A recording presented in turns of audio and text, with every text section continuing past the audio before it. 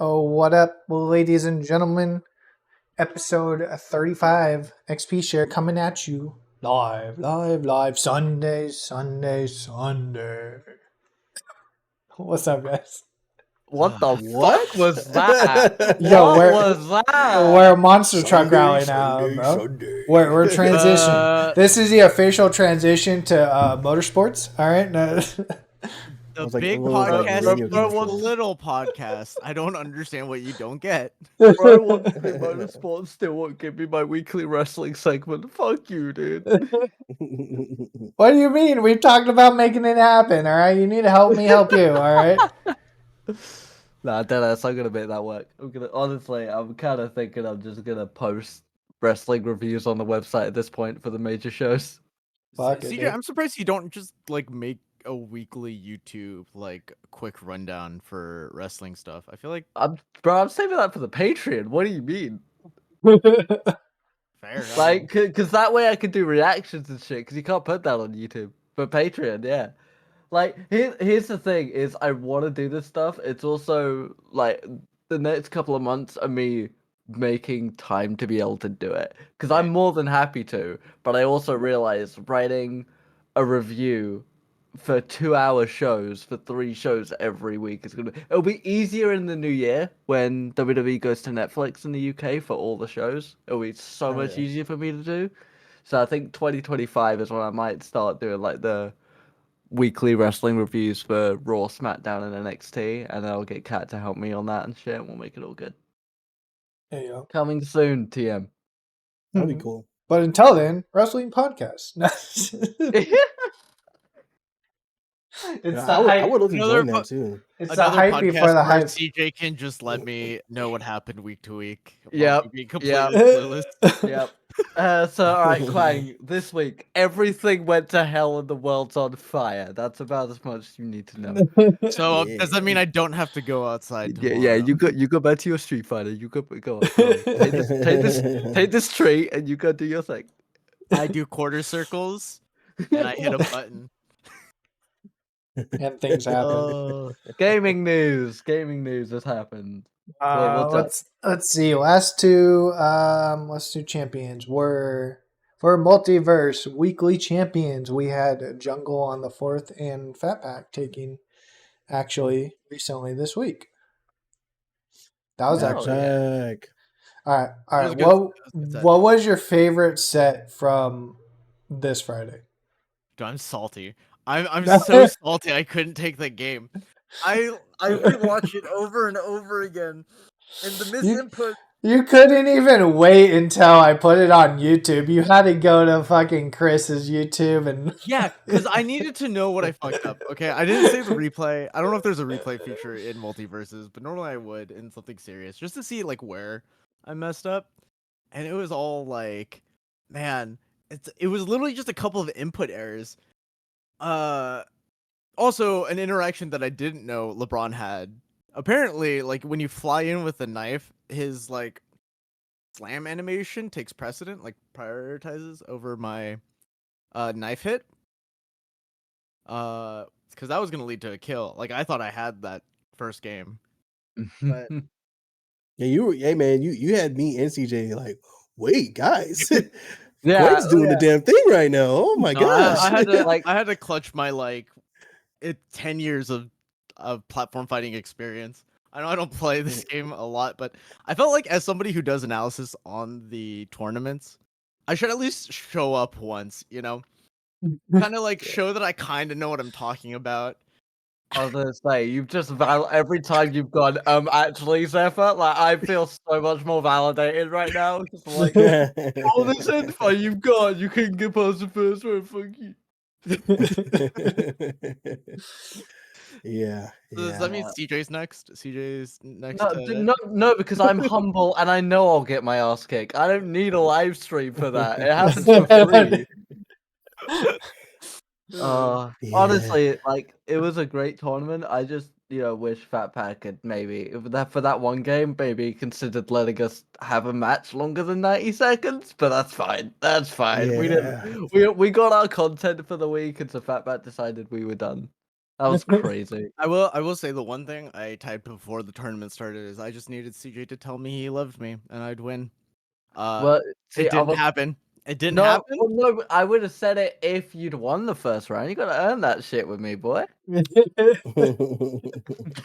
don't give instant gratification. I'm not healthy. What do you mean? I'm gonna make you work for this shit like the toxic boyfriend I am. There we go. He admitted that Me- we're in a me- relationship. I'll take it. Good. Loctite. Yeah, me personally, man, I enjoyed just watching FPZ.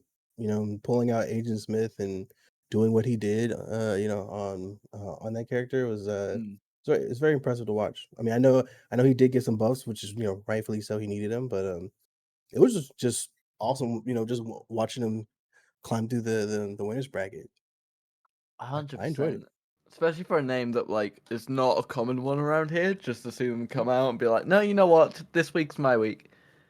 Yeah. I He love does that. well every single time he shows up. Mm. I say this every time, but like I'm a little disappointed that I went 0-2, that I lost both games or both sets. But like if you look at the bracket, there aren't any like soft hitters. Like I was the biggest nobody in the tournament. I feel like. No, we were saying it like we were halfway through upper bracket, and me and just were saying like, you look at lower bracket, that's still stacked. Like Yeah. it was one of those things where a winner could have come out of anywhere, and it just so happened that Fat Pack had the number this week. Yeah. He was the one. I'm still pushing for week He 13 to was be all number Voorhees. one. So Oh my god. I still think for the meme that'll be great. We have a Voorhees only week for week 13. Ooh, because it'll be on a Friday. Ooh. Mm-hmm. And we're getting close to Halloween and all. Yeah, we could do We a gotta get a Beetlejuice only week. Voorhees in that bad boy. Yeah. That'll be fire. I'll play Beetlejuice. CJ, Yeah. what do you think? No, honestly, it was good. I think FPZ was like, Fat Pack deserved it 100%. Kudos to them, but FPZ came out of left field. For a character we don't see a lot. Gorify also did quite well. I was very impressed by Gorify, and what we were seeing from them. I know obviously we had a couple of tech issues going throughout. I feel really bad for Moises and not being able to watch their game and the amount of issues that they were having. But yeah, honestly for me, yeah, Gorify and FPC really, really showed up. Can I say who? Like I feel like we need to show some love to Rich RG, because for the last 2 weeks he's hit us, or they have hit us with fat raids, and I'm like, like can we maybe give Rich is doing it every week. Like every week Really? without fail. No, 100%. bro? Because you guys got it when Shout I out to wasn't Rich. here. Yeah. Yeah. It started around that Saturday tournament that we did. Like Rich came in on that one, came in clutch, and every week since then, like whenever I've been on commentary, I'm pretty sure I've seen Rich's name, and For sure. honestly goated. Shout out to Rich, bro. Yeah, bro. gotta get him on an episode or something. Yeah. I'm done. Maybe we get him on the next side quest. Oh my god. I'm down. Ooh, get him on Dale and Dawson so I can fire his ass. Let's get Brian G so he and Gwen can fight as well. Oh my honestly, god. 100%. Oh my god. Imagine. 100%, dude. Have your little quarrels. I would love that. I still have no idea what I said to him to make him think that I don't like his playstyle. Excuse me? Excuse me? When we were talking about the way to properly pronounce his name, and you're like, yeah. No, you straight called him a bitch on stream, bro. Yeah. I'm entirely sure. Fuck you mean you don't? Oh wait, I know exactly why you don't remember. I know exactly why you don't remember that one. Yeah, Quack, you're the only one confused by this. That's why I didn't say shit, because I was like, wait, if I misremembered it, but no, it's like, yeah. No. The thing is that I call out so many people on a regular basis. No, you didn't just call him out. You fucking roasted his ass that night. Oh, And no, I mean, I specifically remember right that. before that game. I remember. No, I remember the game. I just say I don't think I said anything like other than that he was playing like. Once again, not esports, but like he was just running away. I don't know. It's fine. I'm not gonna air the beef here. Yeah. And he You're was, backpedaling and now he because agreed, you know and we he have the agreed evidence. with me. The thing is that he agreed with me. I can't help it. He was playing like a bitch. I don't know. What's up, Jay? Like, How's it if going? if you are right, yeah, I'm gonna agree with you, but you're still talking shit, so I'm still gonna smack you in the mouth even if you are right, because it's a principle thing at that point. Whatever. I love him. Like, honestly, no wonder you got wiped on the first round. People saw your name in there, and I want him. Oh, No, here like, we go. like that's Yeah, gonna be the 100%. case every time Quang's in the tournament. People are like, I'm going to say he got this. Quang last week. I'm going to say this. I'm the greatest villain in any fighting game community I've been a part of. No, you're Because not, it feels- because you no, no, never win. No. Because it feels so bad to lose to me. You have no choice but to be better than me consistently. Like you're a tutorial villain. Don't big yourself up too much. All right. Oh my God. no. Oh Yeah. no. The difference Sounds like is a that challenge. no, the difference is that if you lose to me, you get an achievement that just hangs up in the top corner for the rest of your life. Yeah. It's a good thing I've never lost to you on MultiVersus. Fair. Oh shit. I love that. Now, something else we gotta discuss while we're on the subject of being toxic is this week's side quest, in which I think we had in total about 9 people, maybe 10, but we played I think we got Dylan up to 10. Dawson's. Yeah. Okay, there it is. Yeah, so we played Dylan Dawson's stationary supplies. So for anyone who isn't aware of what that game is you essentially think about Among Us, except you're in an office setting.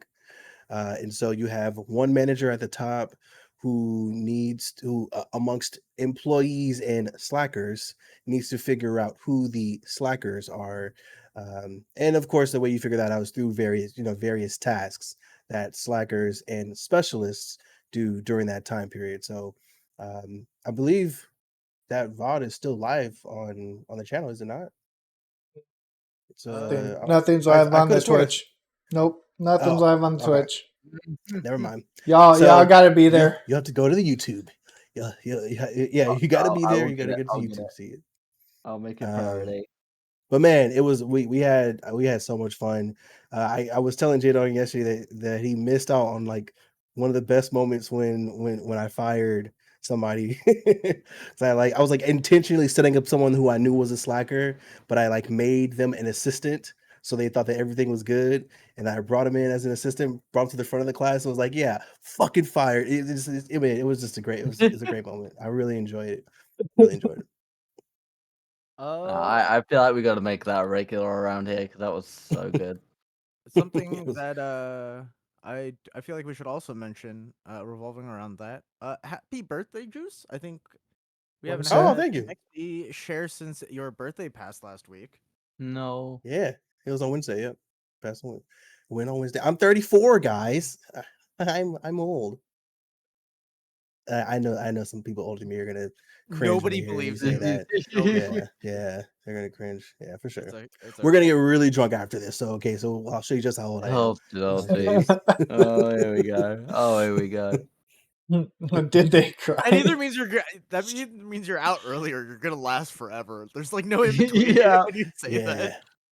We'll only be done in 20 minutes or tomorrow. You're true. Very true. But thank you though. I appreciate it. Another year has gone by. Did they cry? I know Kat said something after you fired her, but I don't remember what. Oh, But she yeah. did. She did a good job staying in character. She stayed in character. No, 100%. She was just that was so good. terror on The Office. I still feel bad for like how I got Josie out because I didn't deserve that at fucking all. I felt bad for Kat for that one. I felt Well, bad for Kat, Kat because yeah. that was like her first. It was her first game. She had to wait for us to finish the last one. It was the only one she played, and within like 5-10 minutes, she's fucking out of there already. And she's like says midway through, "I don't know what the fuck I'm supposed to do as a janitor." Literally There is nothing. nothing you can do. She was sitting there on my computer as a janitor, fucking doing drawings still, and I'm just like, the fuck. No, I mean, what she did was steal people's papers off of the printer and start shredding them. I mean, she was kind of doing a job, but she, you know. Yeah. That was such a wild because I was also a slacker, and you sussed me out for a thing that I didn't do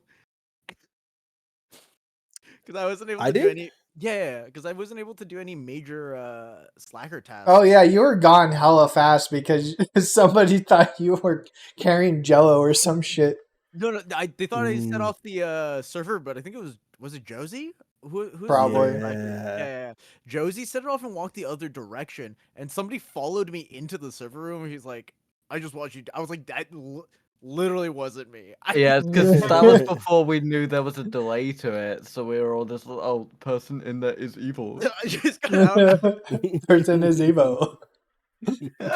Oh, it was great. It annoyed me that like the last game we lost because I don't know what the fuck happened with that server, but I was just watching Quez like it can't have been Quang. He was over there every fucking time.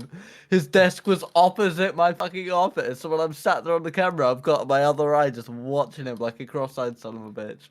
Yeah, and then I'd be sitting there most of the time. Yeah, you weren't fucking doing anything. So I was like, okay, I guess it's not him. And I just had juice in my ear. Just like, oh yeah, I don't know. I was so confident at that time, and then it turns out we were wrong, and I was like, Yeah, oh, I was like, okay. well. I had Josie steal my mouse. I was like, you know what? I've already got the camera open. I'm not gonna use my computer for anything else. Fuck it. I'll just play this game without a mouse now. I can't believe I almost got away with it. Almost. Almost had that. Not quite. That was some good shit. I'm not. I don't like Among Us as much as a lot of other people, but that shit was Dale and Dawson was fun. Well, I think Agreed. it's the fact that like yes, there is that level of accusatory, but also with the setting, with the game, with the theme of what it is, everyone kind of understands going into it. Like, we're gonna fuck around, we're gonna do a little bit of roleplay in this, which then allows for the subterfuge and the sabotage to be easier to hide and easier for you to bullshit, because you're already bullshitting a character anyway. So it's like it's not like we're all just sat in silence. There's nothing for us to do, so we're just watching. Like you get your task done, and you get more. Like there's always something to do. Whereas with Among Us, the issue with it, I feel, as someone who played a lot of it in the beginning of my streaming career, was like you get your task done, and then you're just watching other people, and you're just watching them to see what they Yeah. do. I like the way it is in Dale and Dawson, where like it's not about getting. You have a set list of tasks, you get them all done, you win. It's like you're slowly making progress, but the slackers are slowing you down, so that you constantly feel like even though you're ahead, and you can't finish the game because they're just doing enough for you to stall you, and you feel like you always have to be doing something, and so you lose track of shit, and it's great. Yeah. Yeah. Agreed. Can't wait to play it again. Yeah, no, 100%. We need to get on that again soon because that I feel like there's a lot more content in there that we didn't even scratch the surface of. Honestly, I think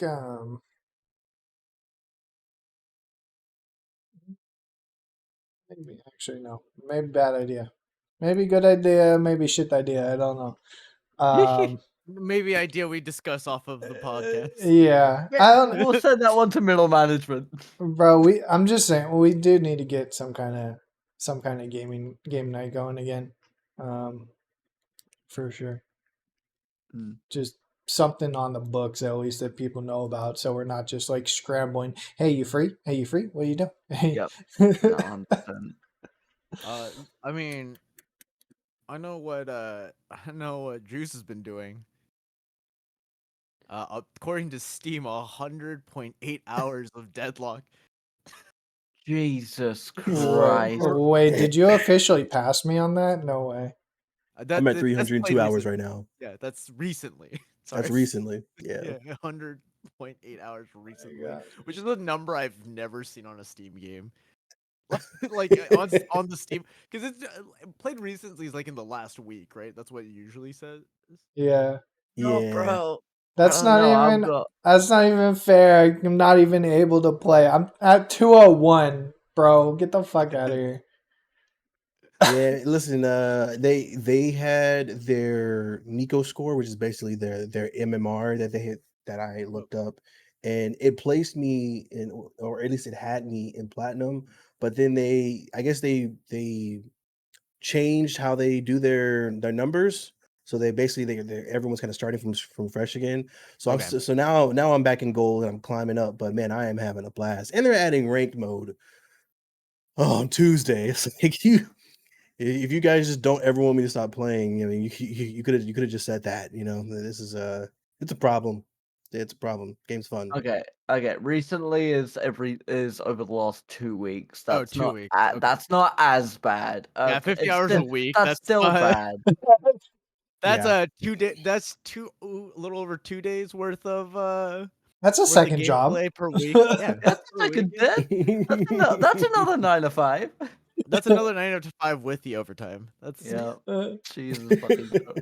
Bruh. I don't think Tracklock is Valve though. Honestly, I think it's just another API scraper, It probably is.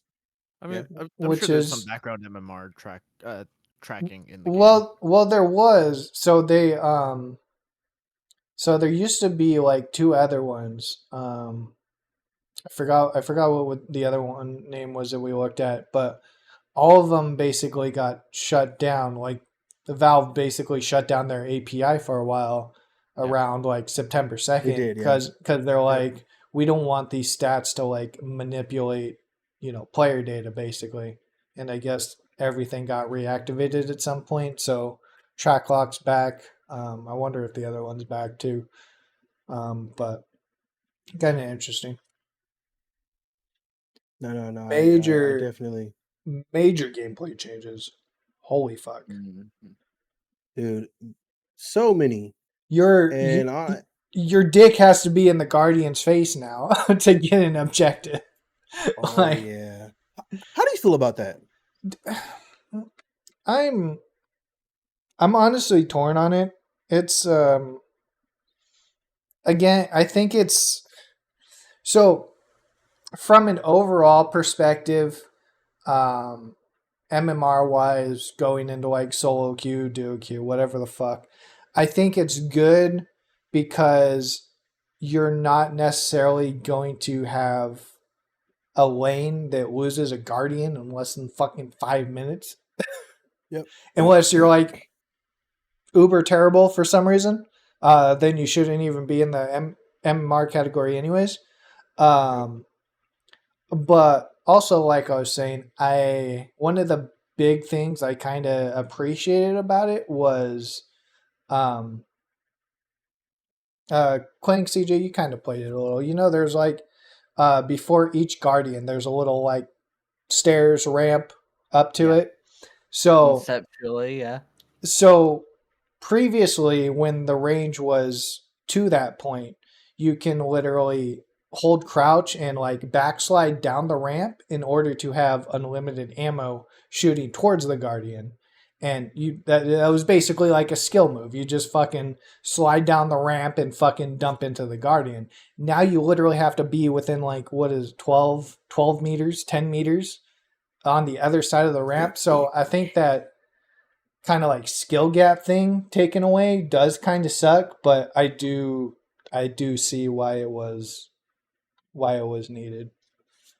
It's a hard one because Sea of Thieves had a similar thing back in the day. There was like some tech that you could do, which meant you could quick swap between your guns very quickly, and you could effectively, you could one shot people with a pistol and a sniper if you could pull it off well, and people were, and it was incredible, and that's where the double gun came from. That sounds like the double shotgun from old school Fortnite. Oh no, Hunt. That's exactly what it was. It's exactly what it was, but it was a little more complicated because I think you had to swap, sprint, and then swap again, and you would have swapped faster than normal. And it was like it was millisecond accuracy, but it got patched out because it wasn't intended gameplay. Yeah. I think it's a really hard one because you could say like, yeah, no, this is a skill that players have learned, and that it's very impressive that you've done that. Well done, but balance wise, the game is not built for that. It's not intended, and we can't really balance accordingly because of it. So we're gonna patch it out. I get the annoyance that a lot of people will have with that because it's like, oh, I've spent all this time learning this thing and it's no longer valid and whatever. And, I'm not as good now. I'm like, yeah, that's fair. And I get the grievance with that. But if it's not intended, then it's not balanced. Let's be realistic about Yeah. it, especially with a multiplayer game. I mean, if you've ever seen I'm definitely dating myself as like a gamer, but have you guys ever watched like Pro Guns the Duel gameplay? Oh yeah. Hold That's a game where basically people just kept finding and started abusing more and more like weapon and movement glitches over and over again, and it got to a point where that thing looks crazier than old school Quake. Like on. uh, like people are just flying around everywhere. I have no idea what the fuck is going on. God, I miss Uh, that game. but I think when it gets that, like, Sea of Thieves and especially Deadlock are new enough that when you have really game changing skill, like it is skillful, but if it's like really game changing, it ends up just creating this like weird barrier to entry, especially for Sea of Thieves. I feel like because there Hmm. matchmaking in Sea of Thieves, like where like Technically there is, but it's a side thing. yeah, just like it feels bad to like just run up against people who like clearly have been playing hundreds of more hours than you have, and then dying instantly due to something like I can tell when I don't land my shots. I can tell when they're hitting me and I'm not hitting them. Hmm. And it's because they're better than me, and that's fine. But when like I get insta killed for like no reason, and it, like visually, I'm not like they're probably glitching out a little bit. I'll be like, okay, I don't know what that was. If that Yeah, was like bug abusing, that feels bad. It's like a new player, yeah, and Sea and of then you've Thieves got is about the yeah. players.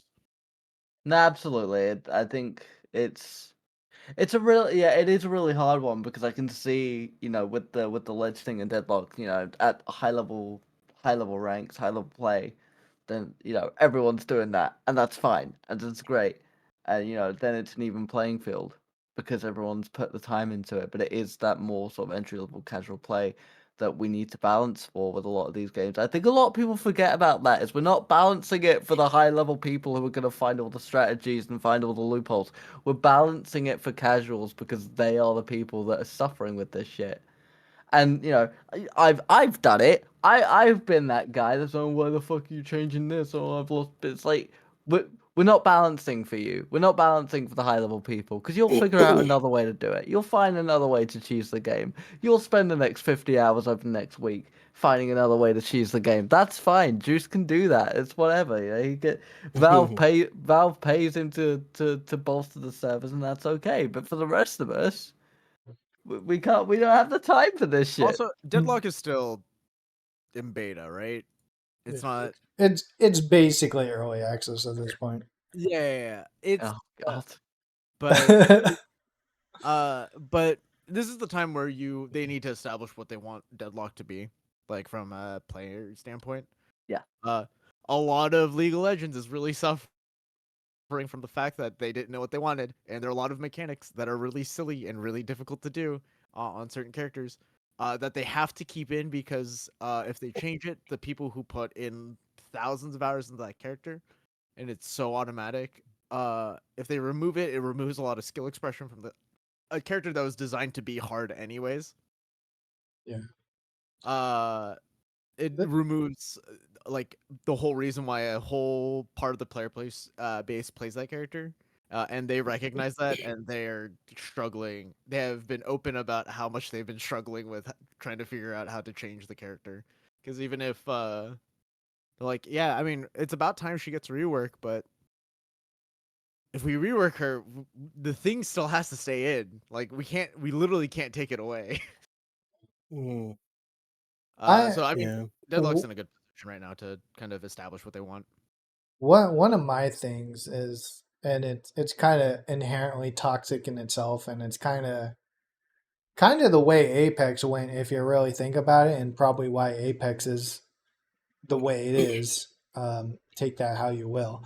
Is I firmly believe that the really toxic players who are completely shit at the game, who get things basically changed because they're the ones that are shit at the game, who are yelling fucking racial slurs in between games and just being overall negative. I was gonna say me I up just until that point. I'm not quite at that level yet. no, I'm talking about like super toxic people who actually fucking suck at the game, but think they have some kind of ego that makes it okay to talk shit to people who actually know the game. And then they try to balance the game for those players who probably aren't going to play the game in 2 weeks. Oh, so a Call of Duty player. Yeah.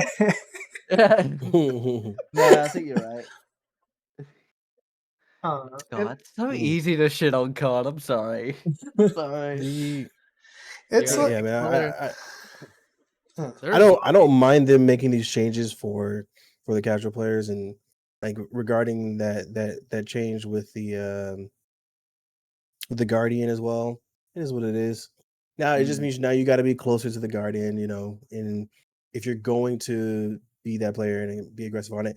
Also, you have to remember too that like prior to this change, there are people getting Guardians in 3 minutes. Like if you're on that team, your Guardian just went down in 3 minutes, you're like immediately deflated. exactly. You know, like and it just makes the game suck. And you Well, just got in the damn game, you know? It's like, that's the bro. thing. Ever since like the first major fire rate nerfs from items, it like their whole progression is basically just slowing down the game. Like that's all. Yeah, That's it all needs to it's be slowed been. down. It needs to be slowed down. curious. Which yeah, it is now.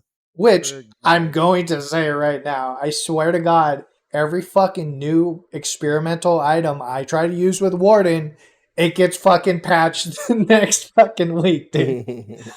I tried using Torment Pulse starting last week, and here comes the fucking patch. Torment Pulse has changed. Like, bro. Please. Yeah. I'm curious with your guys' experience with Deadlock.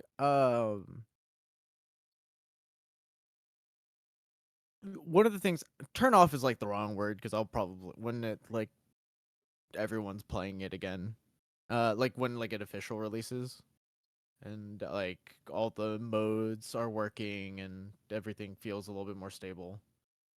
Because like queuing feels like a little unstable right now. I'm not entirely sure why that is. They've been having matchmaking issues every now and then.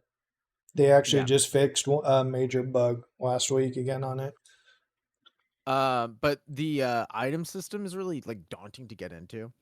In Deadlock specifically because it's so much faster paced. There's a lot more happening in Deadlock than other MOBAs. Like Dota is another. So I'm Out kind of of all the the MOBAs, I feel like League of Legends, like it really doesn't matter. You just buy the thing it tells you to buy, and Deadlock it almost doesn't it it almost doesn't feel good to do that. so I think the biggest thing around that is they don't properly highlight the public builds section. Yeah, Which is every new person I play with, that's the first thing I point out. Do yeah. not don't follow the default build. It's fucking dog shit. Follow whatever public build you think looks decent. You don't, and I even tell them follow up. You don't have to understand it. If they have a build order, do the build order until you understand the game, and then you can dive into what the items actually mean. Yeah. I was just wondering what your guys' experience with that, like how the item system is. I also with I'm sure they'll update it at some point. Once again, because we're kind of in beta. Uh, the icons for the items they all look the same to me, which the public builds help a lot because I'm just okay. I just click the next thing, right? Yeah. Uh, So I it's do agree so with you on that hard part. to tell what I'm buying 90% of the time. I do agree with you on that part. There are some items that you're like, is this item or is it that item? The one thing I say had that it's made it easier for me to build in Deadlock is the names of the items are for the most part pretty self-explanatory, Yeah. right? Like if you play Smite and you want lifesteal, you have to get something called Terra Nova's Revengeance, and it's like, what the fuck is that? I have no idea. But in Deadlock, they had just have something called Bullet Lifesteal. Simple enough. Spirit Lifesteal. Simple enough. Tells me if I do bullet damage or spirit damage, I'll get lifesteal. That's what Oh, I want, right? And you know, some of those items, like the names of the items, make it easier for me to just kind of keep that memory. So whereas like week 1, I was just like, I don't know what I want to do. You know, week 2, week 3, it just became easier for me to say, all right, I just got killed there because I didn't lifesteal enough. Now I need bullet life yeah, still, you know, and it yeah. just makes it just a little bit like they're a little bit more logical with Sure. the names of the items. So just makes it easier to kind of retrace your steps and say, all right, I know what I need going forward. But yeah, I mean, to start, the public builds are you find a public build that's super popular, you just go left to right. And You go I'm left sure to this right. You go left to right. yeah, this doesn't matter for like me per se as like a bad player, but it's so hard to tell when like someone's strong in Deadlock. This is the as far as like the item system goes, I think it's kind of it's hard to tell like when they have like a what are the cost breakpoints like a 500 soul versus like a 1500 soul item like without knowing the items like super in depth. You want to know something? What up? To this day, the Yeah. only measure of somebody's power that I have gone by since the beginning is Yeah. their power bar. Like I 90% of the Oh, time I don't even look at what specific items they have. I just see which bar is the highest and what I need to build for defense. fair. No, I mean that's reasonable. I think if yeah, if that works, then you know it works. But It does to an extent, but sometimes there are like those active items that like, oh, I probably should have actually looked at that. Yeah, Yeah. I tend to look at someone's soul count. If I see that they have like 5K more souls than me, then I'll be a little bit smarter about how I engage with that person. Early game, if someone has like 1,500 more souls than you, they're considerably like yeah, they're no, kicking your ass. yeah, for sure. But like late game, 1.5K souls isn't gonna be shit.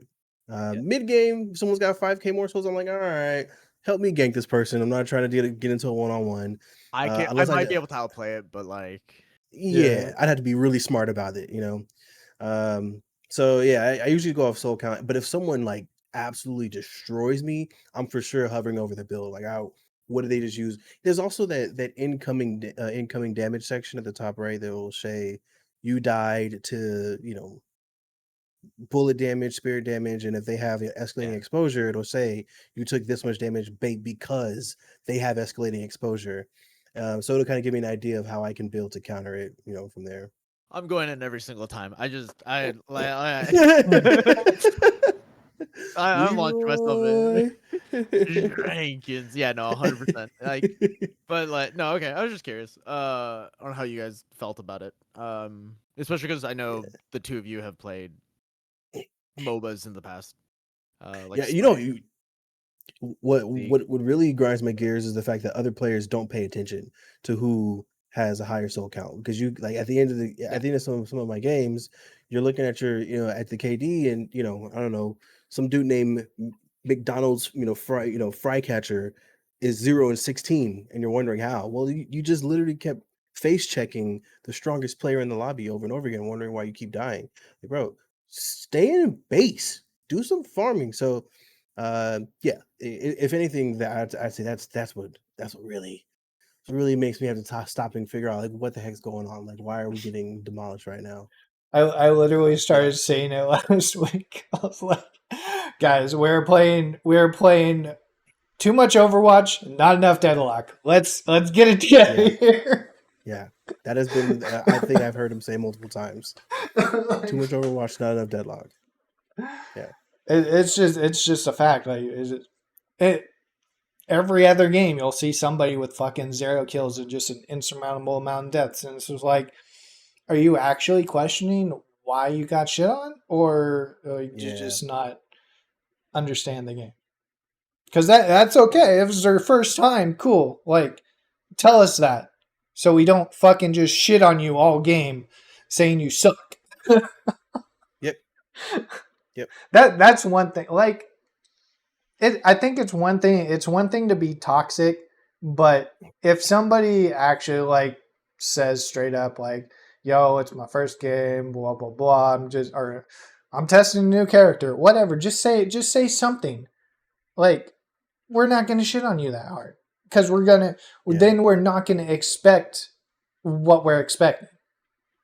But if you don't say something and you just go in there and just fucking die all the time and you say, "Oh man, this game sucked. Why aren't you guys fucking doing anything for me?" I'm like, "How's your shit, dog?" Like, I don't know what Yeah. No, this has been the episode where Cracked Media officially endorses toxicity in multiplayer games. It was only a matter of time. Like, it came up every podcast for the last 2 months. It was a matter of time until we're like, you know what? Maybe the toxic players have a point. Maybe they have a point.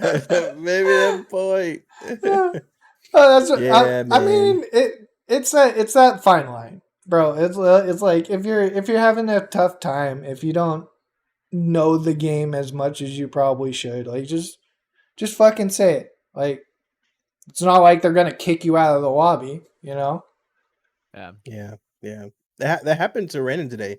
He played Great Talent for the first time and didn't say that it was his first time playing them. And had like 2 people just flaming him. So I had to go in chat and say, like, chill, it's his first time playing. And they're like, oh, okay. But you're right. It's like if Brandon's if he's on McGinnis, no one's saying anything because he's gonna carry. But of course he's on a new character, right? Great Talent got a really cool buff recently. So he wanted to try him out, see how it worked. Didn't go so well, actually. He did terrible, but that's okay. It's his first time playing Great Talent. Yeah, it is what it is. Communicate. At the end of the day, that's what we're saying here. Pretty Communicate much. to your team. Even Let them if know you what you're gonna need. Even if you suck, fucking communicate, bro. I'll do what to do. I'll do what I want. A shitty fucking player that actually like communicates with their team is just so much more valuable. It's like so much more valuable. That's nobody. my value Oh in my Valorant. god. Like, nobody's gonna care if you're going fucking 0-10 if you're sitting there like running earn, calling out where people are. Like, if you're being a team player, nobody's gonna fucking care. That's my value in Valorant. I can't click heads for shit, but I know where everybody is all the time. I die so much. I haven't. There wasn't ever an extended point of me playing Valorant, but I die so much by just like staring at minimap because that's what I've like trained myself to do through like StarCraft and League and a bunch of other games with minimaps. That's what you look at. Everything else on the screen is basically inconsequential. It's gonna play out how you expect it to. Yeah. Until something like really flashy happens and you just react, right? So Hell I yeah. just run into a fucking corridor to get my headshot. Just So I'm looking at this list, and I think we could probably skip most of it, and because I know you guys want to talk about the multiverse roundtable a little bit. Yeah. I also I left out a big part on the Xbox app thing, which I was confused about that. yeah. So that's for Android phones specifically. So if you guys want to look into that, the Xbox Green app bubbles. on Android phones will be able to play Xbox games here in the near future, in November actually. Yes, because I've always wanted to play Assassin's Creed Odyssey on my fucking phone. Yeah, right. I've not wanted game stability. I've not wanted bigger budgets. You know what I want? I want to play Nino Kuni on my fucking phone, guys. Let's go. I'm going to say the best decision that Blizzard ever made was bringing Diablo to mobile. I'm just saying. And the worst decision then one of the worst decisions they made of recent I memory mean- was making Diablo 4 so it equals itself out. No, Do you remember? Do you remember that the Diablo mobile Yeah, press? Immortal. Yeah, Mhm. where they're like, we don't care what the players want. Don't you guys have phones? Do none of you have phones? I Fuck, believe it we or don't- not, I straight up never downloaded that game. I No, same. took a I- stand I played and it. I was just like, I am not sorry, I'm not. I didn't After like Diablo 3 enough to want it. Well, it I took think- me it took like 6 to 7 people to even get me to install D4, and fucking only 2 of those people ever ended up actually playing the game with me.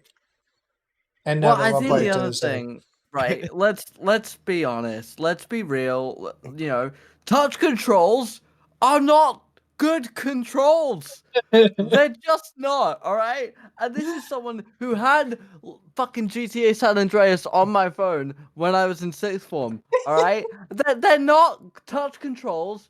They're not Hey. smart. They're not, they're not logical in any way. It's the games are not designed for touch controls. And if they are, if it's not Bejeweled, I don't care. Can't If it's not Bejeweled, I don't fucking care. Hey yo, bubble bubble Genshin bobble. Impact. Genshin Impact has something to say. All right, no, I'll refrain. No good game is designed for touch controls. Puzzles and Dragon would like to Oh make my it. god. Fuck that game. To Fuck that have game. the statement. Oh my god. I Anyway. stand by it. No good video game has ever been designed for touch controls apart the from rope. Bejeweled. And the Bejeweled rope? is fuck cut the rope. Fuck cut the rope. Cut the rope. I don't know. I Main didn't. Glory You're was mixing pretty up. fun. You're mixing up good game with good time, like good just time waster. There's a difference, all right. Cookie I Clicker is a good. Cookie Clicker is a good time waster. It is not a good game, all right. I would argue if it's not a good game, it's not a good time waster. No, because video game, you shouldn't go into a video game being like, oh yeah, I'm gonna waste some time. Don't waste time. It's the most finite resource we have in this life. Don't waste your fucking time. I mean, But then Subway Surfers comes up, you know. Yeah, And you yeah, kinda like, yeah, what are you gonna do? listen, if you're not swiping Alright. left and right, Dude, up and down, you're- man. I mean, dude, well, you're fucking just playing Temple Run Subway- for Game of the Year. Is that what's going on? I'm Oh just my saying God. that Run, I dog. have played Because you're- so many hours of Baldur's Gate 3, and all of it what happened in the first act. Not even act, the first chapter of the game, because I kept dying over and over again because I didn't realize how difficult the hardest difficulty was. If you didn't know difference anything between about the wasting game. your time and being shit at reading. I just didn't realize how hard the early part of the game would be until I had to ask someone. They're like, if you don't know what happens, it is brutal. This but also man, kind of funny. this man sitting here. I don't understand why it's so hard that everybody has a fucking DC 19. I don't get it. Yeah. I'd open a door and it'd explode and I'd die. I'd lose. I'd have to go through the whole tutorial again. Yeah, like guys, like I didn't gosh. spec anybody into perception to find traps. I haven't got any trap disarming things No. or thieves tools, and I'm playing on Dark Urge Honor mode, and it's hard, and I don't know why. And no, I was like, no, if not only it wasn't hard, it felt impossible. And I literally texted a friend after like 2 days. I was like, "Is it impossible?" He's like, "Yes." I was like, "Cool." No, 100%. Sweet. Like, I'll give up now. This is I still My haven't friend had finished it, to by the take way. I got to Act 3 last week. I still haven't finished the game. I'm working on it. All right, it's my year project is to finish. This is where Why you are have you to saying walk in. This is you reached Yeah. Act 3. All right. There's a little bit of story. I know you're a story guy, so you just gotta walk in and you gotta finish the game. Otherwise, if you walk away now, you're never gonna fucking I'm finish it. gonna finish it, bro. Bro, I've become an Oathbreaker paladin because I put the Oh, right dialogue option. And you know what? Oathbreaker's sick as fuck. I love reanimate. let's go, Um, dude. But no, 100%. I've always been saying that Baldur's Gate 3 is a game where your first playthrough sucks, your second playthrough you have a bit of fun because you experiment, and then your third playthrough you get it, and that's the one where you finish the game. Currently on my 5th playthrough, so fucking like I keep playing this game, and I'm like, I pick a thing, and I'm like, actually no, this is boring, and then I end up going to Grim, and I fucking die because fuck Grim, it's too early for Grim. But no, I've gotten to Act 3, and there's genuinely been some people's like, yeah, this is where the game starts. I'm like, motherfucker, I've got like 100 hours in this game. You're telling me I've only just gotten past the tutorial? Yeah, pretty much. I It's all I don't- backstory. Yeah, all I'm gonna say, no spoilers. Obviously, the game's been out a year, but I'm not gonna spoil. You know, it's all over YouTube, and every decision is now public or whatever. But I'm not gonna spoil it. But I'm just saying, for the Guardian, for the mysterious Guardian that you make at the beginning of the game, I fucking called it. I fucking called that shit. All right, I've been avoiding the spoilers for this game the entire time. I'm still going in blind, and I'm proud of that. But I called that shit. Day dot. I was like, yep, nope, this is what's happening, and I was right, and I'm valid. TJ, All right. you are Shit. valid. Y'all been talking about Deadlock for 20 minutes. I want a part of the conversation. Uh, before we move on, I did want to touch on. I do feel like we can like skip over this for the most part, but I did want to touch on the California's new digital purchase law that's coming out. Mainly, basically, it's just saying that every time you buy an online, unless this is a different new purchase law, Justin, but basically, it's just saying every time you buy for California buyers, if you buy an online product, like a game or whatever, they have to, along with the game, basically give you the terms of service. A separate terms of service that specifically says what you're getting, if it's a license, how long the license is good for, etc. Well, it's.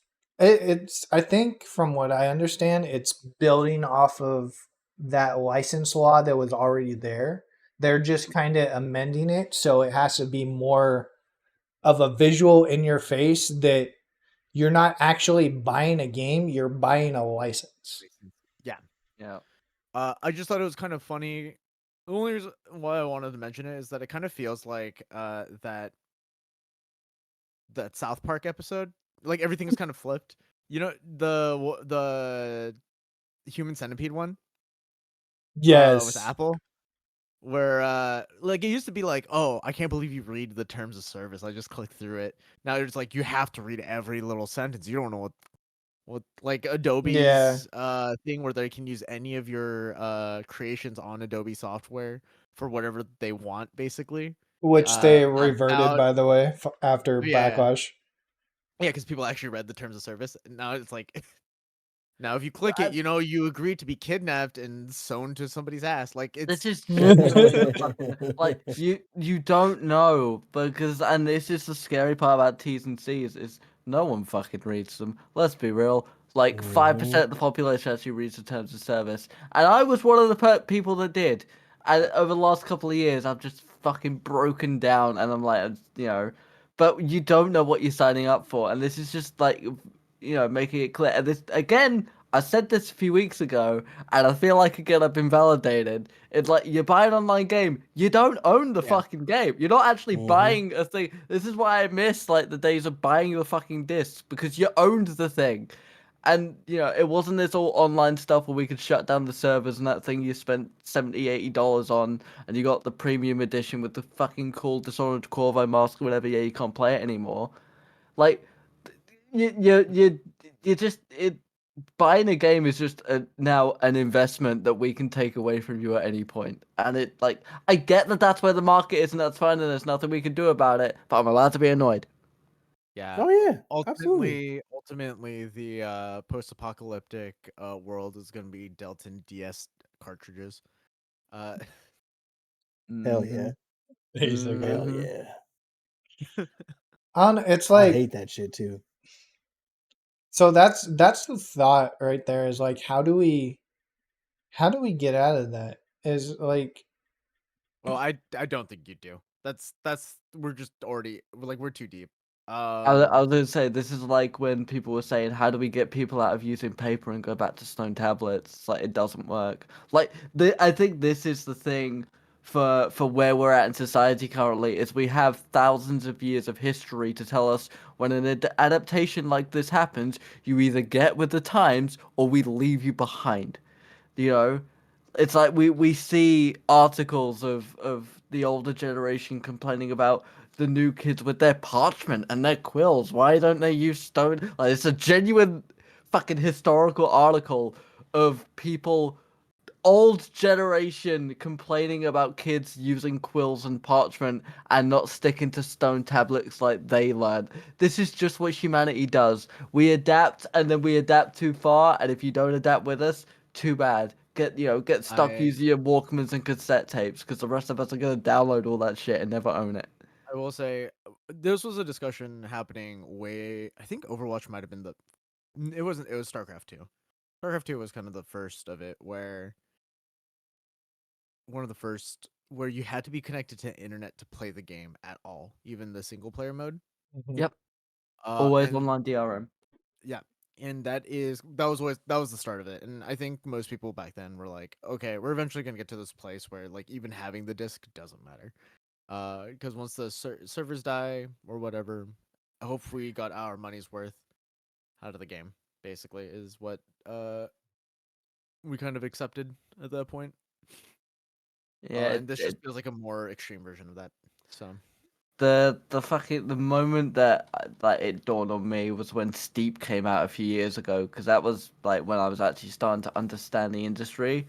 And I'm like, I want to buy this game where I can, wingsuit around a mountain and do snowboarding and all that shit, because I liked playing SSX growing up, and that was fun. And Steep is just SSX but with fancy graphics and a bit less arcadey. I'm okay with that. I'm a little bit older. I'm playing the more mature version. I don't play Tony Hawk. I don't play Tony Hawk anymore. I play Skate. I'm growing up. Yeah. how But it's dare like you? How dare the you? the Tony Hawk 1 and 2 remake is one of the best games ever made. I'm never gonna deny that. But it's like for games that very clearly have a single player design and all this shit. Imagine if Baldur's Gate 3 was like you have to be connected to the internet 24/7 if you want to play this game. Aren't you? It's like the antithesis of what the game is supposed to be. And if it's an online game, fair enough. And for Yeah. me, I think Mass Effect was like the start of this, where you have to play the online if you want to get the best ending for the single player, which was bullshit. Fuck you, EA. It was that was what and I love that series, but I do think it's just, if you're making a single player game, I want to be able to play that game whenever the fuck I want, because that's my right. But we don't get that anymore, because fuck you. The Ghost of Tsushima remake is going to be always online, and everything you do is going to be uploaded to the Matrix, and then whatever.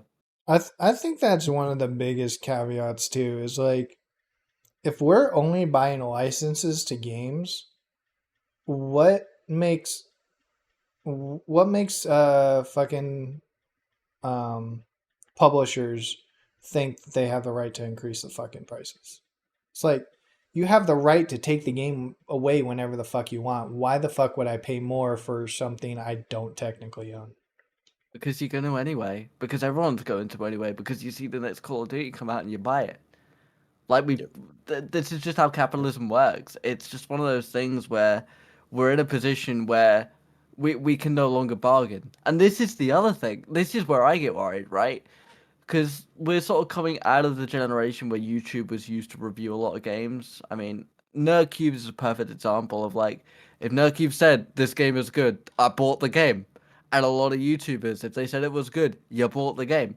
But now, if you say something that the publisher doesn't like, if you say something the developer doesn't like, they can have the license taken away from you, and that's the power that they have. And yeah, you can take them to court on it, but they're then playing into the confidence. It's like you're not going to spend all that money to go to court to get a game back, because you'll just buy a different game. So it in the long term, it could be a very dangerous, very dystopian way of making sure we only get the reviews that we want. We might be looking at Star Wars Outlaws a completely different way if it was only given to people who were going to review it well, and the people who weren't, we would just take the game away from you. Yeah. Yeah, I don't. So I think that kind of dystopian future wouldn't happen for a bunch of other reasons. Uh, Mainly community Shit, backlash. Ubisoft's already halfway there, bro. The Yeah, I fuck was you gonna mean? say we're already on the train. Like, and Well, this is the well, thing with a dystopia. You never believe it's gonna happen until that's you're fair. in it and it's too late. Yeah, I just think that like people are maybe not like the hardcore fans, but like enough people are already just so like disillusioned.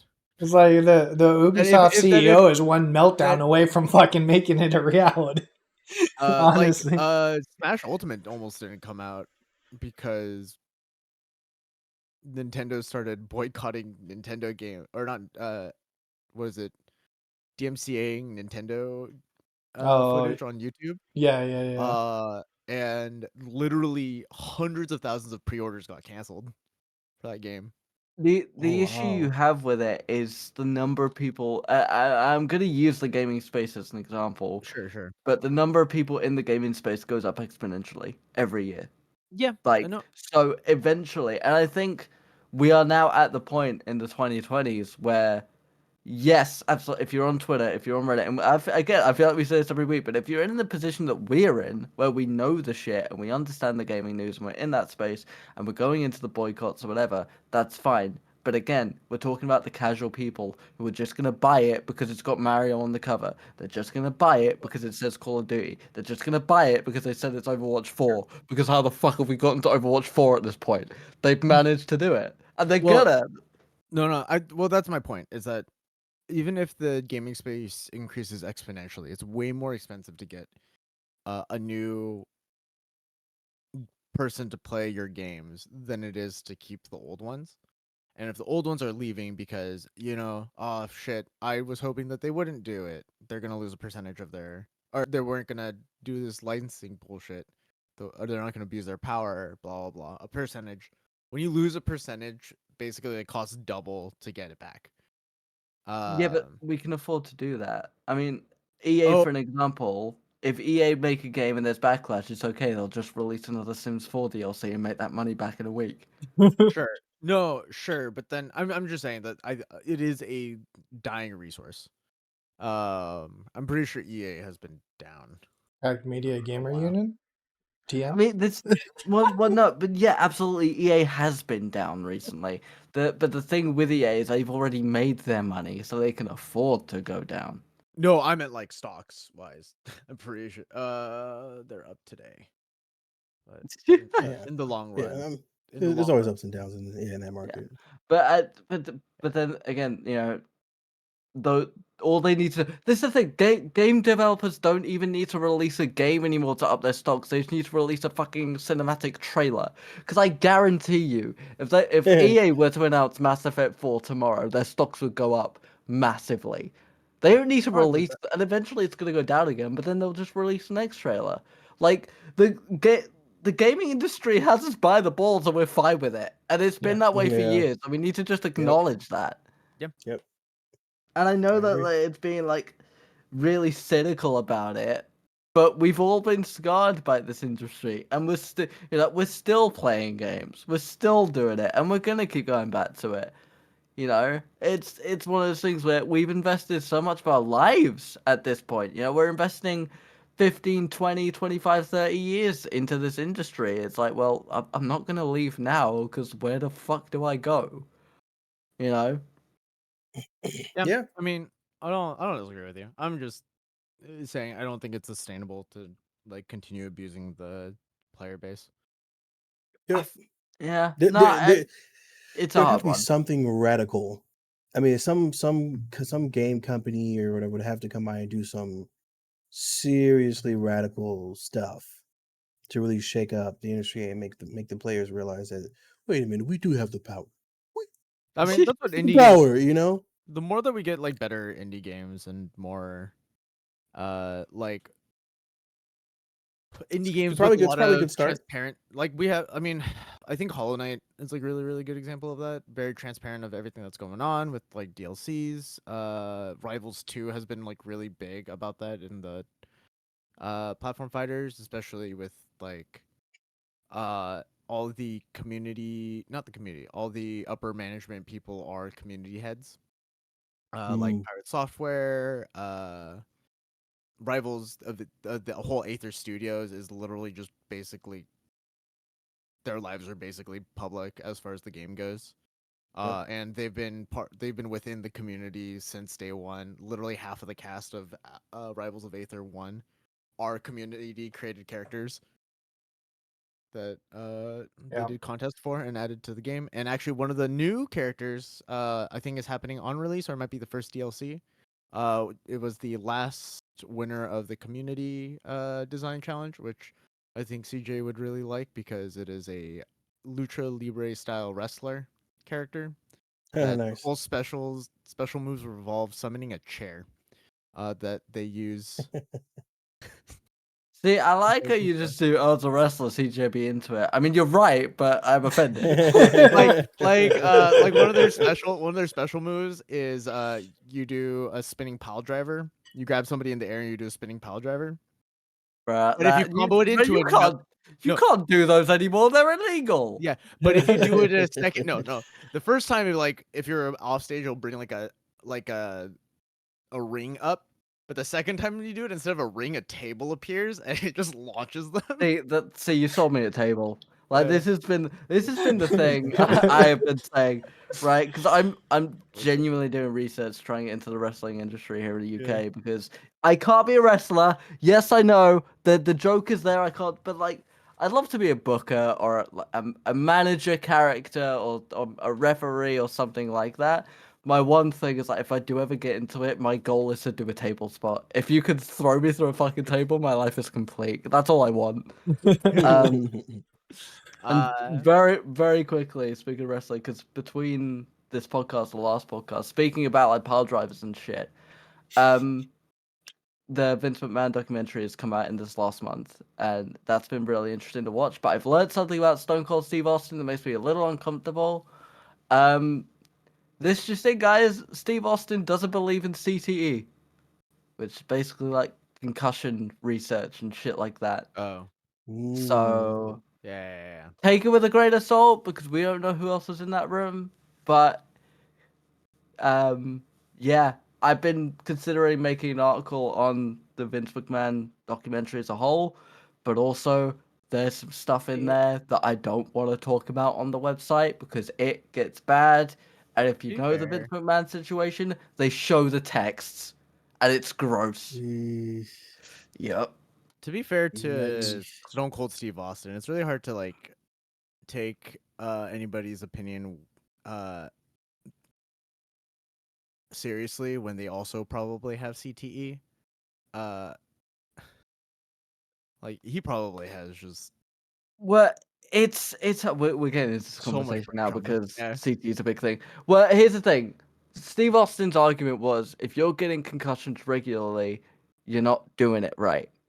My counter argument to that is Stone Cold Steve Austin's moveset is not one that causes a lot of concussions. There's not a lot of Yeah. headshots, right? Yes, he is the stunner, but let's be honest, anyone can take a stunner. It's not that hard to make a stunner look good, right? Yeah.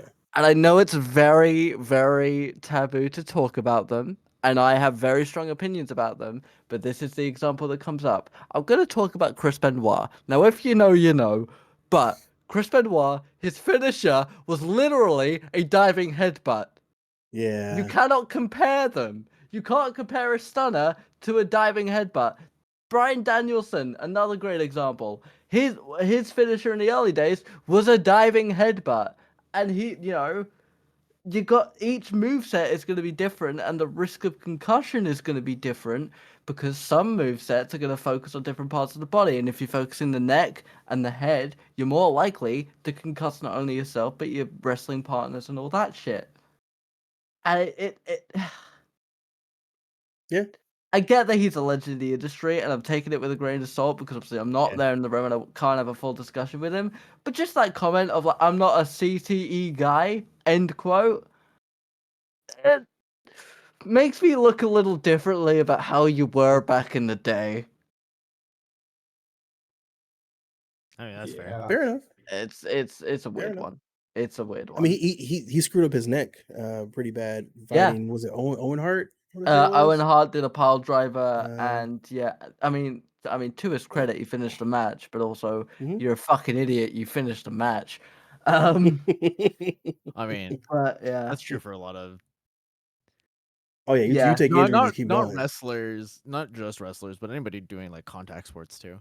Yeah, You're just like, 100%. don't take me out, coach. That's Um, basically, the long and short of it is, if you're in WWE and you're into the wrestling world, I think it's a really good watch, because as someone who knows a lot about it, I learned some shit.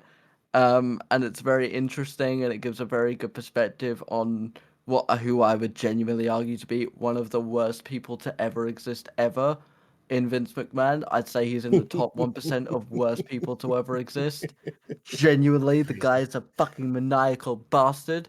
If you are not a wrestling fan, this documentary will make you think we're all insane for liking it. Genuinely, people who are not wrestling fans have watched this documentary and then gone to me, why the fuck are you into this sport? It seems horrible. And I say, yes, it is. But also there is a lot of good with it as well. Watch a Royal Rumble and you'll see how good it can be. But I also know I will never be able to convince you now because of the stuff you've seen. And I'm sorry. I'm really Yeah. sorry. I forgive you. And I think Justin mentioned this. I put this in here because mainly the big topic was something that I thought all of us had something to contribute in, but the two of the figureheads of MultiVersus kind of did a roundtable and a Q&A with a lot of people about the state of the game. It's all on Void's channel right now if you want to go back and watch it, but they're just kind of talking about the state of the game, and we're part of the MultiVersus community, so I thought it'd be kind of interesting that we also kind of touch on some of the things that they're mentioning. The two big things that I thought were really interesting, especially because it is very much on the onus of player first, is the way that they've been trying to monetize the game. And with all the new releases and just like having a full roster and how expensive that is, either time wise or monetarily. But also just the way that they've been balancing the game. It seems like every time that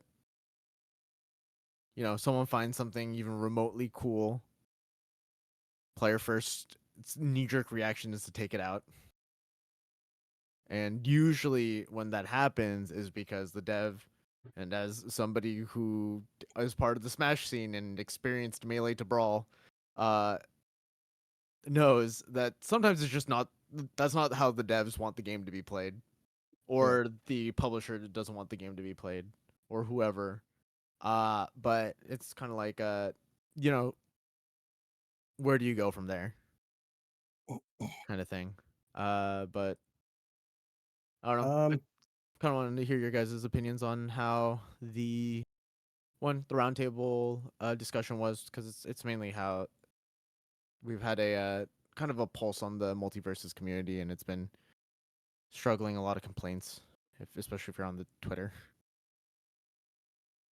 So I would love to see how casual players of MultiVersus feel about the game, Sure.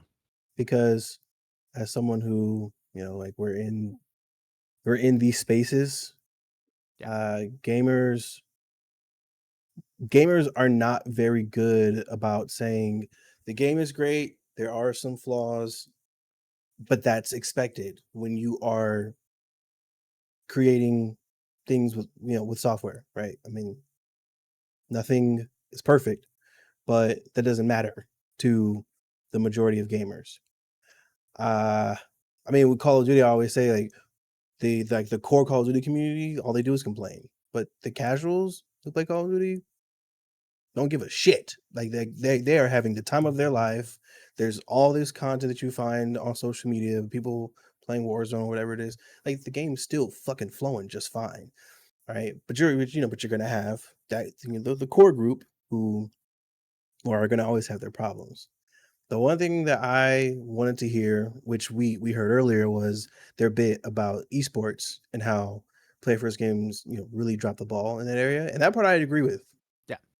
I really agree with. Like when the game came out, if you wanted to spectate someone else playing a 1v1, either you were streaming in Discord, or what we would do is literally set up a 2v2 lobby, and then 2v1, like have one guy. the two players who are playing, like we're on the edge of the map trying to avoid the other two who were literally throwing hands with each other on the map. It was a really bad start. So to that, I give them credit. I do think that, I mean, again, if you are developing a game, you need to ask yourself, when you're thinking of the vision for that game, what are the nice to haves? What are the need to haves? And whatever's under that list of need to haves, you need to hit those things before you release. I hope that someone said, yes, we need to focus on, local game, local matches as a need to have. Maybe someone did, and they just ended up saying, well, you know what, deadlines, stakeholders, sorry, gotta release it. You guys will figure it out though. Maybe that happened. I don't know, but someone dropped the ball. At the top, and that person needs to be punished as a result. If you ask me. Now, Genesis is still around the corner. Evo still around the corner. It's not necessarily out of the question, for Player First Games to try to get some sort of action in those tournaments, but I don't know, man. I mean, things could have started off a little bit smoother. You I raised a mean, really good point in that, like, especially over I'd say the last 5 years. Is it a case of like, all right, we're gonna release the game. If it's not polished, it's fine. The gamers will fix it because that's what they typically do. I mean, look at Cyberpunk is a good example. I think there's a couple multiplayers out there. Darwin Project was a good example, at least at the time of like they'll either find a way around it, like you did with the spectator thing, or they'll find a fix for it, and then we could just implement that a couple months later and say we came up with it and we're amazing and we'll get the praise for it. Is there a part of mentality with publishers, not developers, with publishers specifically, that is like, they'll sort that. The gamers will figure that out, and then we can, and then we'll just once they figure it out, we'll just have our dev team put that in and make it a feature. It's like, I think it's more of the fact that they don't even realize it's even going to be an issue ever until Right. it gets brought up in after production. Because again, that just goes back to the lack of fucking QA on every single fucking video game for the past 10 years, 15 almost. Who are these companies hiring as their product managers? Because they're clearly not gamers. They're not. Bro, I know. like it's that guy that's still stuck on the Cuphead tutorial. Yeah. That's, Yeah. Gotta be. he's still We're there not to this hiring- day. I'm right here, guys. I don't. We're not hiring I gamers as thought product I managers. recognized your voice. Not to be like super downplay or anything, but to that aspect, like in the industry itself, the whole, I want to say like the whole, what's the best word for it? The whole push for like project managers is either one, you have one and they're either lazy as fuck, they don't pay attention, or they don't understand the project, or two, This you is don't literally have like the whole thing about being a product manager. exactly. It's like your whole job is to pay or attention. two, you That's don't what have you're a paid project for? manager at all. Yeah. So it's Yeah. you're on one side of the spectrum, and that's why I think it was what earlier this year, like the whole project manager career, like just kind of had a fucking whole flop side on itself, is because all these companies are realizing that their project managers aren't fucking doing their jobs. Yeah. Yeah. I Fair enough. to Someone fucked up. I will say you're mentioning this. As far as multiverses go, I'd consider myself pretty casual. Uh but I never have a reason to go back to MultiVersus unless people want to play like ranked together or want to actually like Mm. do because the rifts aren't consistently fun enough. Oh gosh. Like there's no reason for me to play the game casually. Yeah, Uh, the riffs are a chore. That was um, one of my Definitely first like a chore. things joining in. It was like, they have the free character rotation or whatever, and I'm looking at it like, so I can't play any of these other guys. I have yeah, to and it's fucking open my grindy. wallet. Like, Yeah, if I didn't get Arya during the beta, who was maybe at least on release was the only character that I really wanted to play. I probably like would never touch this game because it's just so hard to unlock. Like even now, I have so many hours in this game. Just from casually playing it throughout the 2 years that it's been in and out of beta and after the official release back in May. Mm-hmm. I don't think I have. I don't have enough to unlock another character.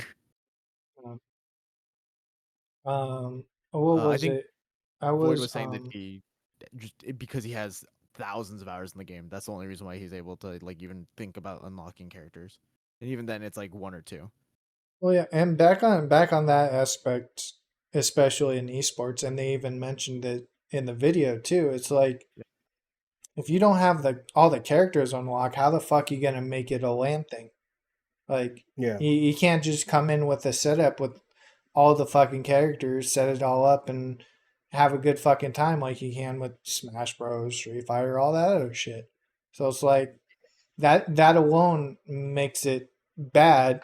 And again, to the point of unlocking characters, I forgot who said this, when I first started playing. I was like, so I have to put like thousands of hours into not only getting the currency, but then I have to try to figure out if I even want one of the characters. And Mike, I apologize if this was you. I don't remember who the fuck it was, but somebody said, "Oh yeah, just put like just go into training mode." And I was like, "Bro, I'm not. I'm a casual fucking platform fighter. If I'm coming into this game, I'm not gonna take a character into fucking training mode to figure out whether I like him or not, just so I can pay fucking what, 15, $20 to fucking buy him." It just doesn't make sense, especially if I've, you're trying to like broaden the horizon of players. there's gotta. I don't know what market research they did, but surely, like, is there like surely there's gonna be more value in having spent 15, $20 on the game and having everything, as opposed to like having a load of people spend fucking $5, $10 a character for 10, 20 different characters. Like, I So can see that I in the forgot this mindset of game like costs money. I forgot that this game costs money. like that it's fucking it's wild to me because it's like Overwatch, I feel like, is the same fucking thing, right? Because they did it with Overwatch 2. It's like, yeah, you get a basic Okay. array of characters and you gotta like, grind out to unlock more, or you could buy the battle pass, they get a character in the battle pass, which is wait, fucking dumb. did It this used to game cost money. cost money? It used to cost money. No, the game used to. Multiverses used It's to cost. I yeah, paid $40 for it. Well, but like that's but kind of what I surely was thinking too. Is like, if you it goes down the whole aspect. I think we talked about this on the last episode too with Conquered. If you Okay. put a price tag on something, you're gonna inherently get less players in the first place. But if you get, if you put a free to play sticker on it and just monetize the fuck out of it, you have to do it in the right way, or you're still gonna lose those players, right? I'm going to I say feel, that Multiverses, what probably happened is that they looked at the most popular platform fighter played right now, and they're like, we should copy their model. And the most popular platform fighter right now is Brawlhalla. I Uh want I want to hear what CJ was saying. I oh, think it's just like. if you want to do this free thing, right, and be like, okay, it's a free game, and then you got to buy the characters. Surely, if you just spend like $2 and you can get Shaggy, $2 and you can get Rhine Dog, $2 and you can get Aya. Let's be honest, we probably would have spent about $30-40, but we'd have everything we wanted. Instead of this massive upscaled price tag of like, $10 for the battle pass with the new character, and you still gotta grind this shit out. Like, surely Yeah. it's like it's this whole. It just goes back to this argument of like actually owning what you fucking buy for. Yeah, it's a license or whatever, but I get this game. And it's like I'm gonna spend the $15 anyway to get the characters that I want, and even then I'm not getting all of them. Just make me spend $20. I'll give you $20 and I just get everything in the game, and then you can have DLC characters, sure. WWE does this. Where it's like they release the game and you get everything in the game. If you get a special edition, you might get a couple different attires and stuff.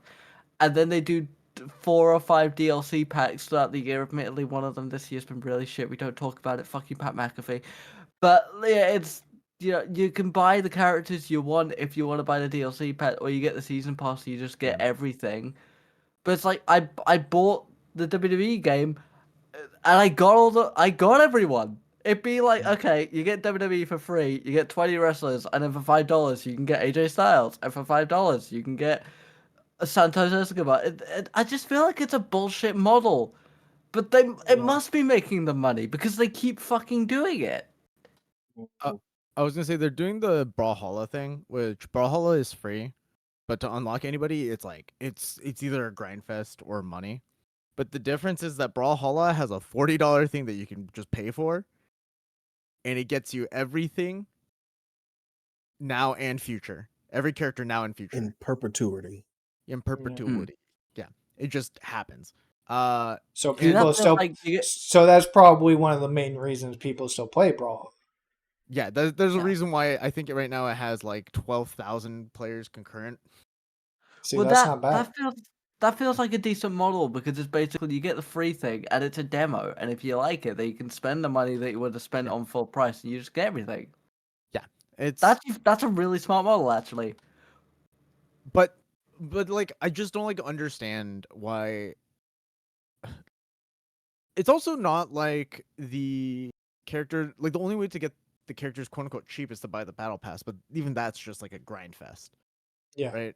You have to do the battle pass just all the way through, and then you get the character. And then some characters, that's the only way to get them, actually. Like How long was Samurai Jack on Battle Pass? I don't know, 2 months. Fucking like I think it's 2 months, yeah. It is ridiculous. Like that's one of the main reasons like I stopped banning characters is because y'all gonna paywall this guy for 2 months. Like I'm just fuck it, just play whoever the fuck you want. I don't care. Yeah, there needs to be. I mean, a lot of people have a lot of hopes for season 3. I know, especially with them not patching out and like really embracing what is it, dodge jumping and dodge attacking, which are two, which everyone thought they were going to patch out due to player first's history in this game, which is we found a really cool movement option. Patch it out. So I know a lot of people are really hopeful. But it's part of me feels like it might be just like a little too late. Yeah. But I mean, the player base is strong. Like all things considered, MultiVersus still has a pretty strong player base, and if we're able to get in-person tourneys like working, even if there was like a dev only, not dev, TO only version of the game that people can get for like 4 tournaments, like 4 tournament PCs that have everything unlocked for TOs for these big tournaments. It doesn't necessarily have to be There's no way. Like with how they've done it, I don't think they're smart enough to do that. just have a sponsored event and then be like, yeah, Yeah. no, because like Street Fighter, that's what I'm pretty sure Street Fighter like sponsors the like PS5s or whatever for like Evo or whatever console that we run with.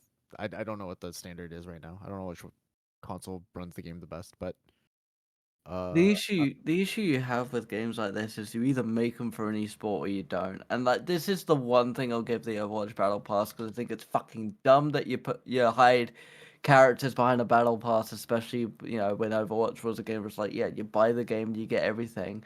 But at the very fucking least, if you bought the battle pass, the character was the first thing you unlocked. It was like you bought the battle pass, you get tier 1 for free. What's in tier 1? It's the character. But with MultiVersus, and this is coming from the most casual of casual players for MultiVersus, like I only play customs against people casually. Like that's how fucking casual in this shit I am.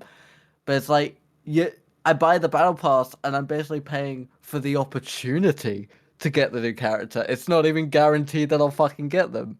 I'm paying for the right to have a chance to gamble at the opportunity to maybe one day own the thing that I won't even own. It's a bullshit wait. monetization model. Wait, what do you mean by that? Like, if you get the battle pass, you will get the character. Is it guaranteed? The way Quang was making it sounds like it's not guaranteed.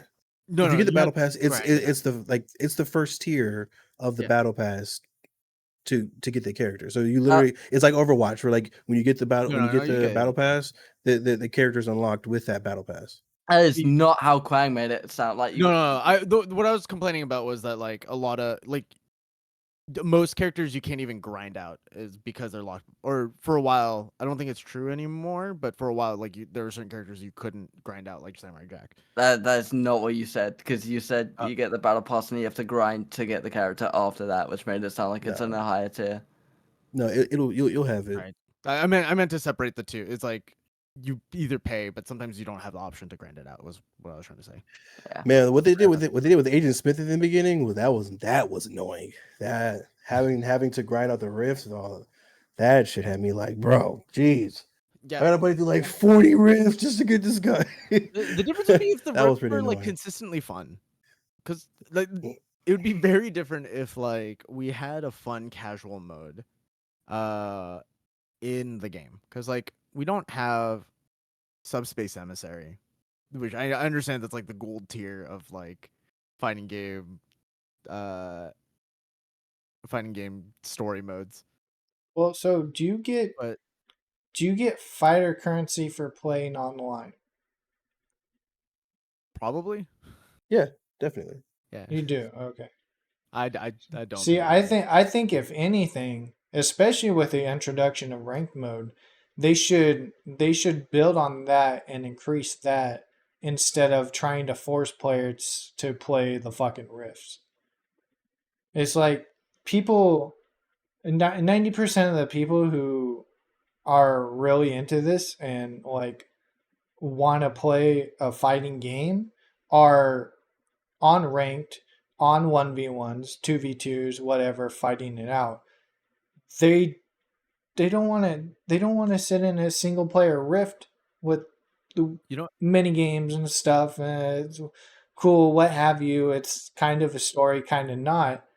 I think if anything, they should increase the fighter currency you get from online games and be like, hey, you're playing the game, you deserve this. Go buy a new character. I don't remember because it's been a while. You don't even get to play the character that's in the rift, right? You select your own character and you have to kind of grind through the rift. I think so, yeah. Yes. Yeah. Right? Because I think what might be cool, and I don't think they'll do this, is make the rifts like a free to play the new character game mode. Like you have to pick the new character, and it's a way to feel out how they move. That'd be a good feel idea. Out how they use all their abilities. Yeah, something like that. Exciting. That'd be a good idea. idea. It'd be exciting to play because it's a new character to the game. Yeah.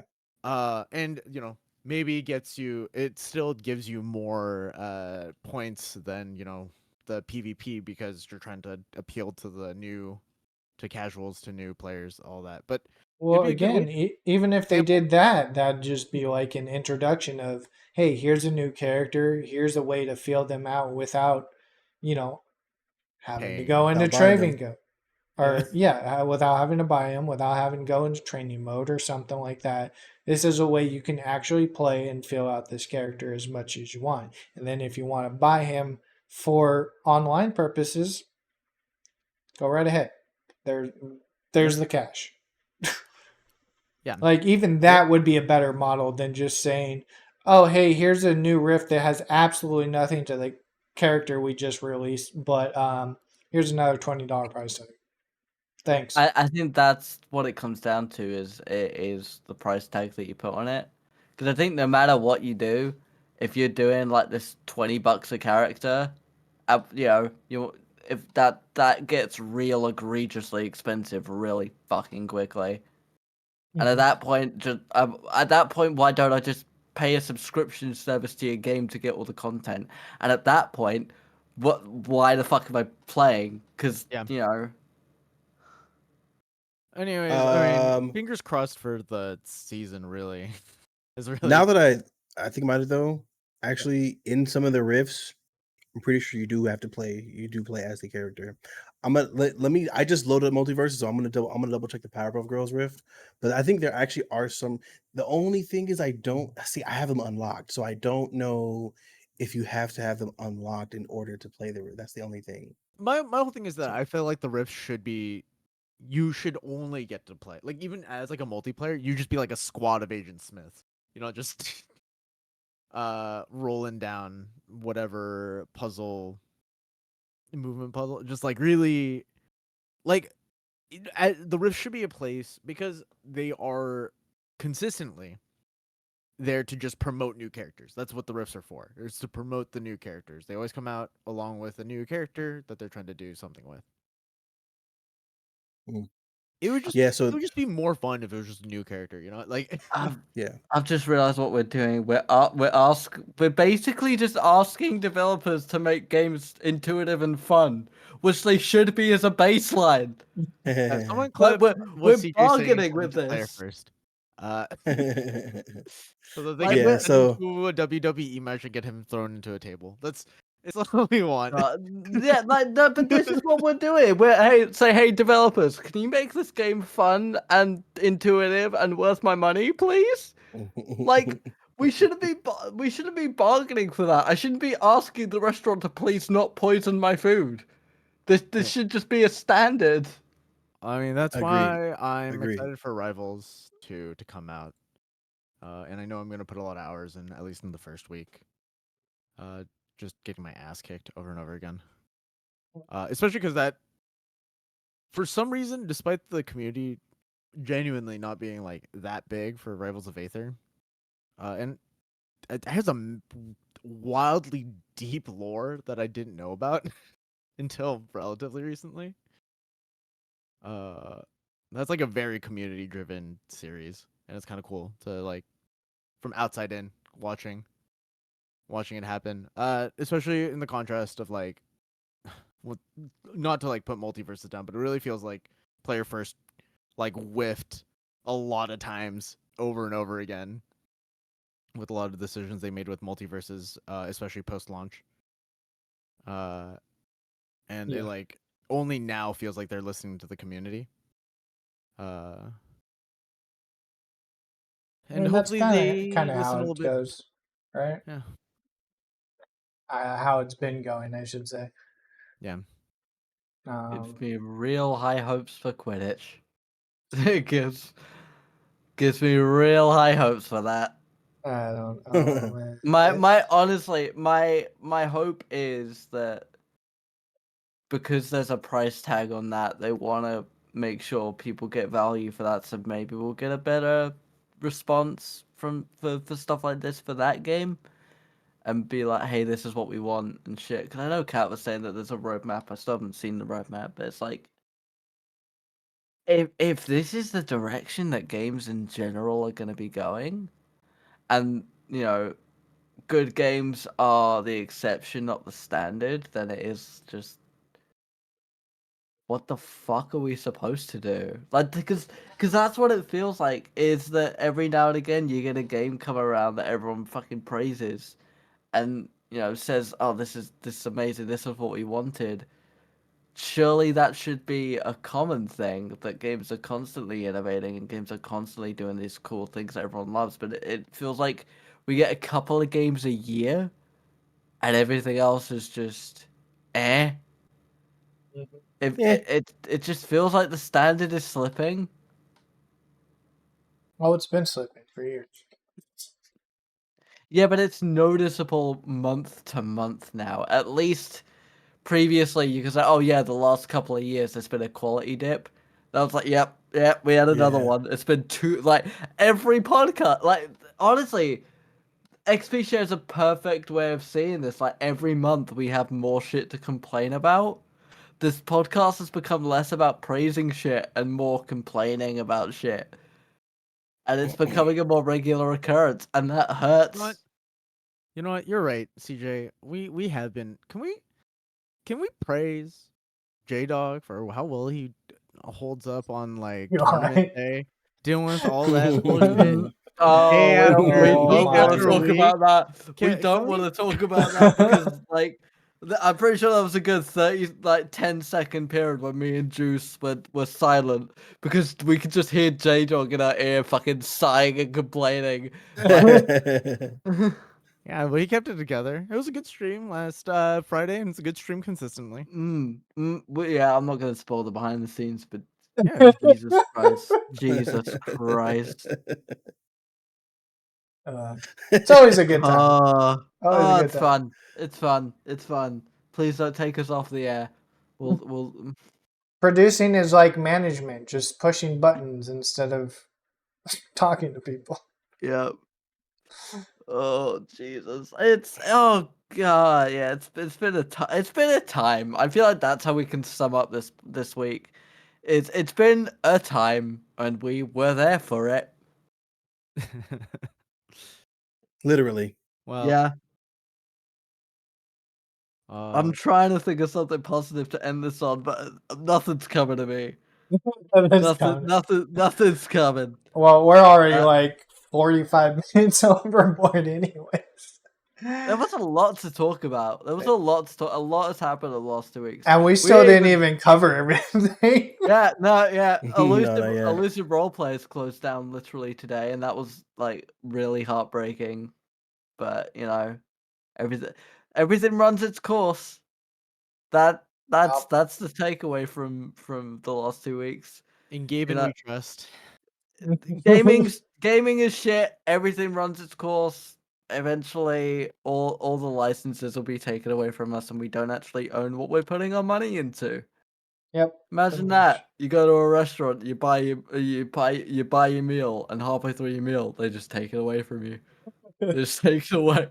We've got a new menu now. You can order off of that. I wasn't done with my pizza. You don't want pizza anymore. You want steak. No, really.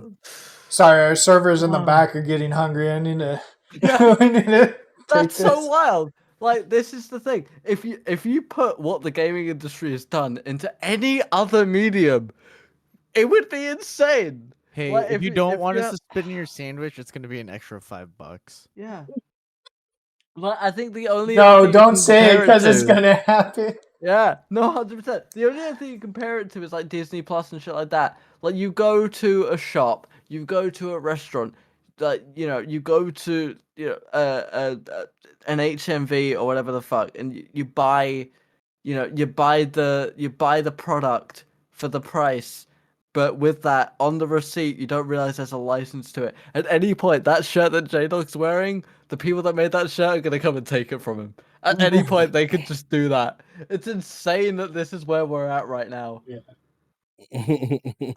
Life is a service. Life is a fucking service, Oh, man. That kidney you got in surgery, yeah, well, yeah, you have that for 5 years, then we're going to take that away because that's the license. Because fuck you. Yeah. That's like I'm gonna start licensing my organs.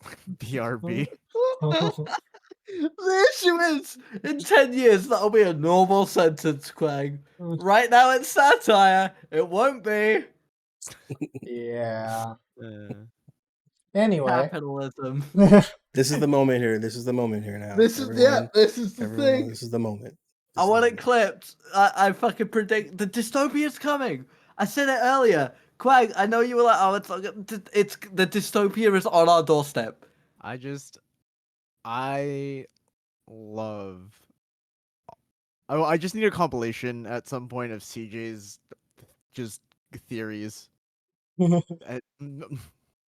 Just It's gonna happen.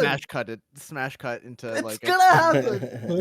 Like, you call me crazy now, but you always call the guy crazy. Independence Day proved I'm gonna be right. Guys, 15 years.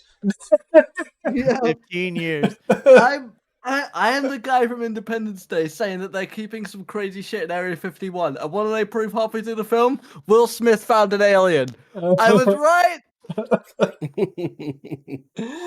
Oh, shit. All right, boyos. Fucking Can we go home now? good shit. Yeah, let's go home. I'm scared. FBI gonna come knocking on our door. Yeah. What have they told you? Bro, Warner Bros is about to come and fucking gag me and take me. You'll never see me again for the shit. The cat's actually at my door right now. Yeah. Oh, fuck. All right, guys. Throw your socials in chat. You know where to find Crack Media. If you're not already in the Discord, check it out. Por favor. We got all the last tournament VODs up on the YouTube. Soon TM. Side quest stuff. Don't miss it live. Yeah. It's cool, I swear. I am working on shit, but it's really slow because I'm also dealing with helping to run a house. That's always fun. Yeah, it's great having a teenage sister that doesn't give a shit. Oh my god! Imagine Westwood, dude. All right, this is God. This is about to start turning into a therapy session. We should probably get out while the getting's good. Bro, XP shares better therapy session for the last 30 episodes. For who? Is the question. Not for you, that's for sure. We ain't getting paid. Anyway, guys, this has been episode 35. Love y'all. Deuces. I should probably do the thing with the thing because I don't have the thing up. Oh my god. Costing. Just do the thing. Just doing the thing. Do it right.